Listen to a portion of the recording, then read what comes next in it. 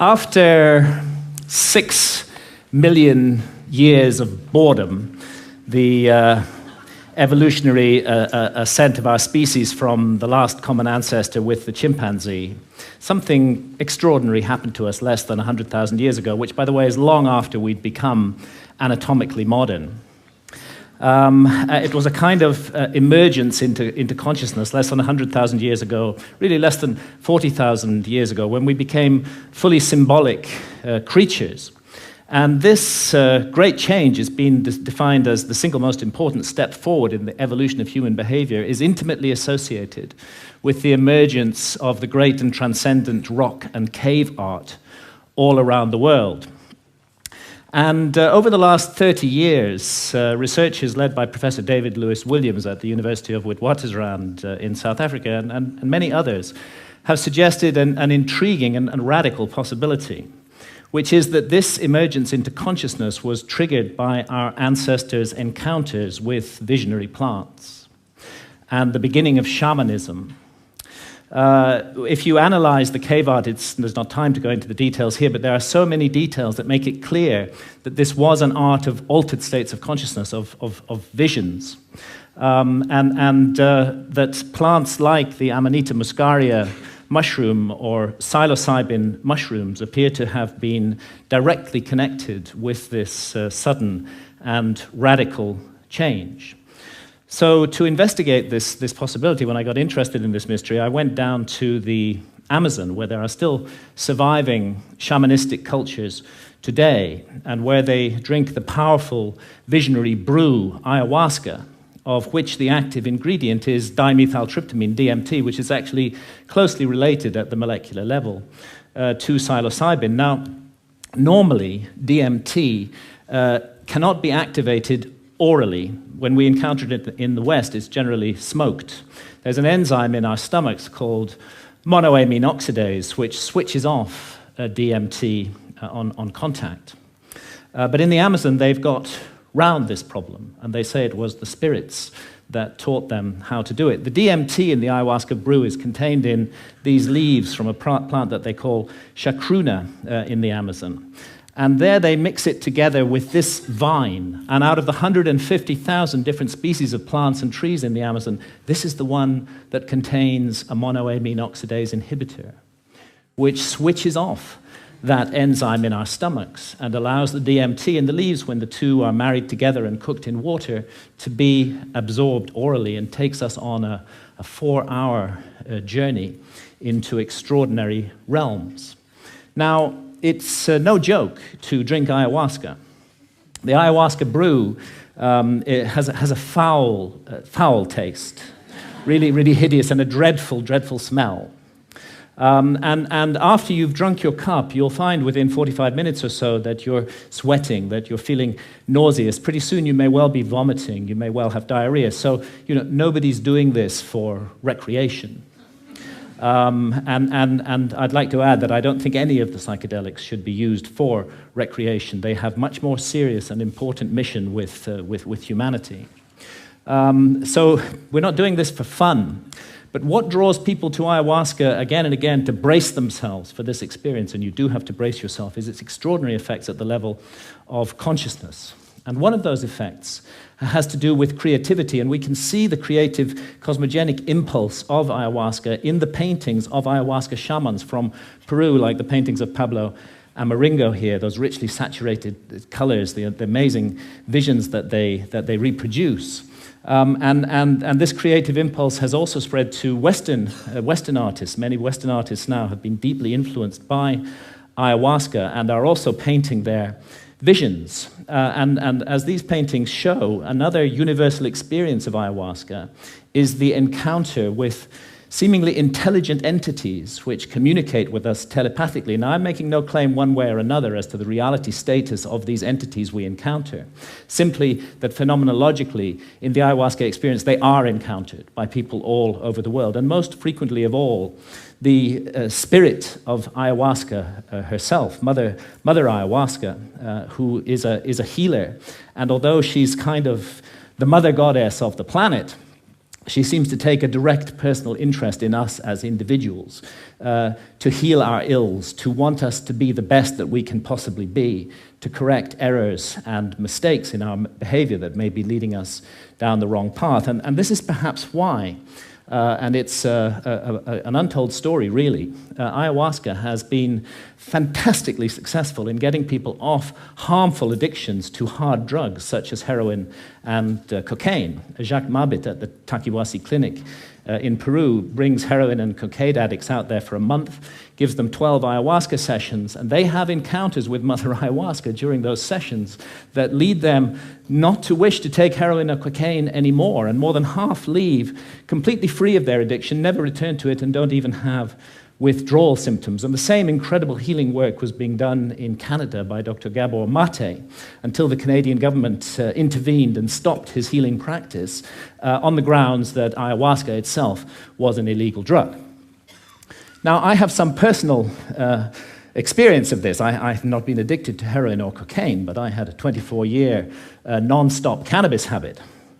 And this started off smoking the herb and laterally vaporizing it, but the basic truth is that for 24 years, I was pretty much permanently stoned. And I enjoyed being stoned.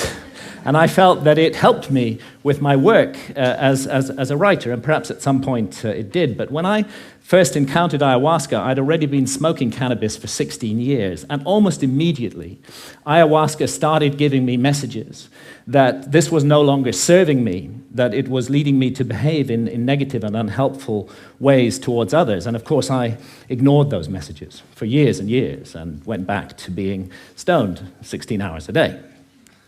But that negative behavior that ayahuasca was pointing up did actually get worse and worse. I don't want to put down cannabis, and I believe it's the sovereign right of every adult to choose to smoke cannabis if they wish to do so. But I think I was overusing it. I think I was abusing it, not using it responsibly. And I became more and more paranoid, jealous, possessive, suspicious. I was subject to irrational rages. I often made the life of my beloved partner, Santha, a misery. And when I went down for my regular encounter with ayahuasca in October 2011, I was given the most unbelievable kicking by Mother Ayahuasca. And I was put through an ordeal. It was a kind of life review.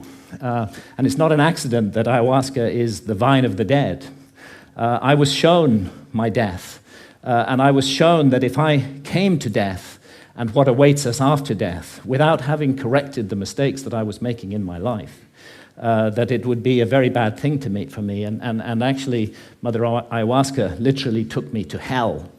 And that hell was a little like this hell painted by Hieronymus Bosch, a truly terrible place, and a little like the place that the ancient Egyptians called the judgment hall of Osiris, where our souls are weighed in the scales in the presence of the gods against the feather of truth, of justice, of cosmic harmony. And I was shown that the path I was walking, my abuse of cannabis and the behavior associated with it, was going to lead me to be found wanting in the judgment, and that I might face annihilation in the world beyond death. So perhaps not surprising that when I came back to England later in October 2011, I gave up cannabis, and I've never smoked it again since then. And actually, and again, I'm speaking only personally with no comment on others' use of cannabis, it's as though a monkey has been lifted off my back. I'm liberated in incredible ways. Far from my creativity being inhibited, I find myself writing much more productively, much more creatively, much more focused, and much more efficiently as well. And I've begun to be able to address those negative aspects of my behavior, which cannabis had revealed, and hopefully to make myself slowly, it's a long progress, into a more nurturing, more loving, more positive person. And this whole transformation, it really has been a personal transformation for me, was made possible by this encounter with death that Mother Ayahuasca gave me. And you know, that leads me to ask, what is death? Our materialist science reduces everything to matter. Materialist science in the West says that we are just meat, we're just our bodies. So when the brain is dead, that's the end of consciousness. There is no life after death, there is no soul, we just rot and are gone. But actually, many honest scientists should admit that consciousness is the greatest mystery of science, and that we don't know exactly how it works. The brain's involved in it in some way, but we're not sure how. Could be that the brain generates consciousness the way a generator makes electricity. If you hold to that paradigm, then of course you can't believe in life after death. When the generator's broken, consciousness is gone. But it's equally possible that the relationship, and nothing in neuroscience rules it out, that the relationship is more like the relationship of the TV signal to the TV set. And in that case, when the TV set is broken, of course, the TV signal continues. And this is the paradigm of all spiritual traditions, that we are immortal souls, temporarily incarnated in these physical forms to learn and to grow and to develop. And really, if we want to know about this mystery, the last people we should ask are materialist reductionist scientists. They have nothing to say on the matter at all. Let's go rather to the ancient Egyptians, who put their best minds to work for 3,000 years on the problem of death, and on the problem of how we should live our lives to prepare for what we will confront after death. And the ancient Egyptians expressed their ideas in transcendent art, which still touches us emotionally today, and they came to certain very specific conclusions, that the soul does survive death, and that we will be held accountable for every thought, every action, every deed that we have lived through in our lives. So we better take this precious opportunity to be born in a human body seriously and make the most of it. And in these inquiries into the mystery of death, the ancient Egyptians weren't just exercising their imaginations. They highly valued dream states, and it's now known that they used visionary plants like the hallucinogenic blue water lily. And it's interesting that the ancient Egyptian tree of life has recently been identified as the Acacia nilotica, which contains high quantities of DMT, dimethyltryptamine, the same active ingredient that we find in ayahuasca. Now, it's difficult to imagine a society more different from the society of ancient Egypt than our society today. We hate visionary states in this society. In our society, if we want to insult somebody, we call them a dreamer. In ancient societies, that was praise.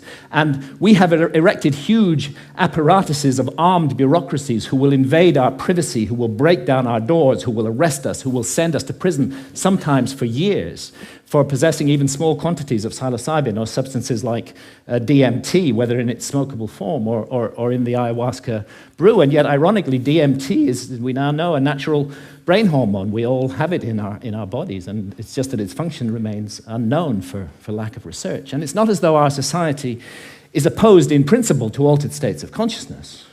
I mean, billions are being made by the unholy alliance of psychiatrists and big pharma in overprescribing drugs to control so-called syndromes like depression or attention deficit disorder in teenagers.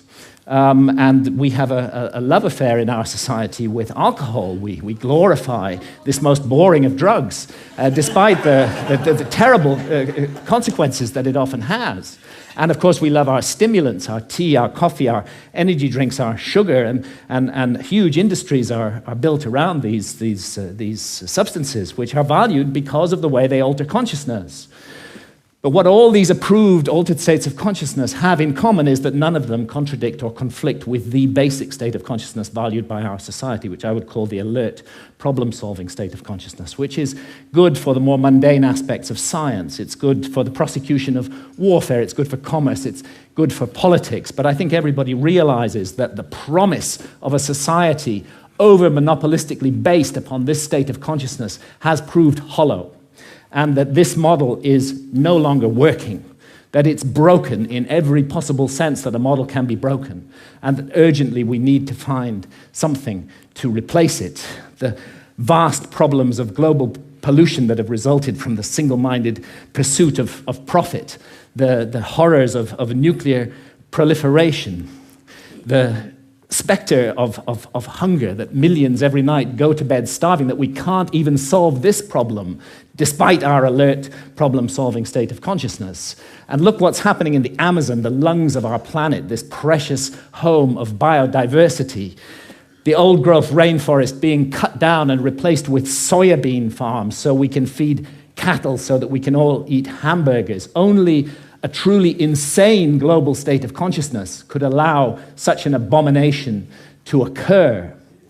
And I did a back-of-an-envelope calculation during the Iraq War. It seems to me that 6 months' expenditure on the Iraq war would have solved the problem of the Amazon forever, would be sufficient to compensate the peoples of the Amazon so that no single tree ever needed to be cut down again to garden and look after that amazing resource. But we can't make that decision as a global community. We can spend countless billions on warfare, on hatred, on fear, on suspicion, on division, but we can't get together the collective effort to save the lungs of our planet. And this is perhaps why shamans from the Amazon are now mounting a kind of reverse missionary activity. When I've asked shamans about the sickness of the West, they say it's quite simple. You guys have severed your connection with spirit. Unless you reconnect with spirit and do so soon, you're going to bring the whole house of cards down around your heads and ours. And rightly or wrongly, they believe that ayahuasca is the remedy for that sickness.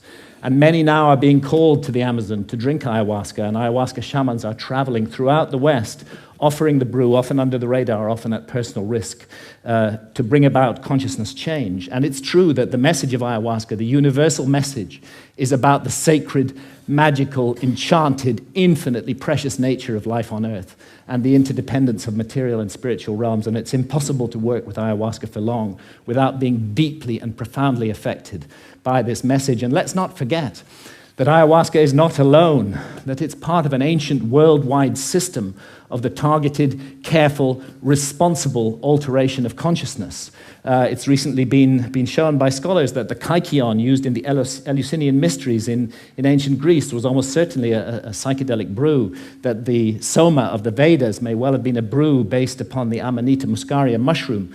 We have the DMT in the ancient Egyptian tree of life. We have the whole global cultures of surviving shamanism, and what it's all about is a state of consciousness that's designed to help us find balance, harmony. The ancient Egyptians would have called it Ma'at, with the universe, and to remain mindful that what we're here to undertake on Earth while immersed in matter is fundamentally a spiritual journey aimed at the growth and perfection of the soul, a journey that may go back to the very origins of what made us human in the first place. And I stand here invoking the hard-won right of freedom of speech to call for and demand another right to be recognized, and that is the right of adult sovereignty over consciousness.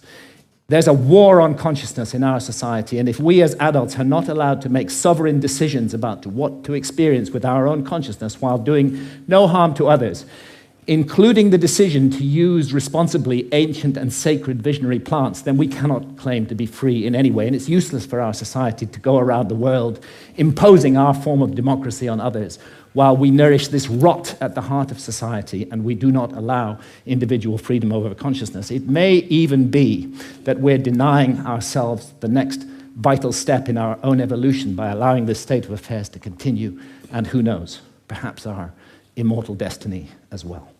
Thank you, ladies and gentlemen.